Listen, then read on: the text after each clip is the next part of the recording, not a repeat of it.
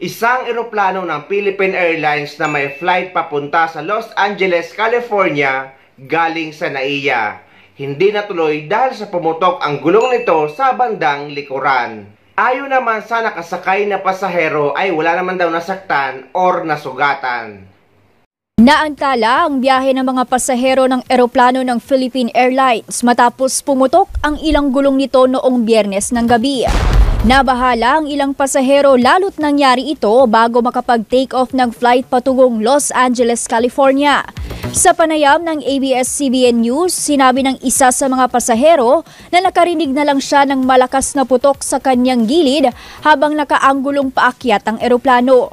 Dagdag pa ng pasahero, inasikaso naman ng airline technician ng gulong ng eroplano. Binigyan din umano ang mga pasahero ng tubig at pagkain.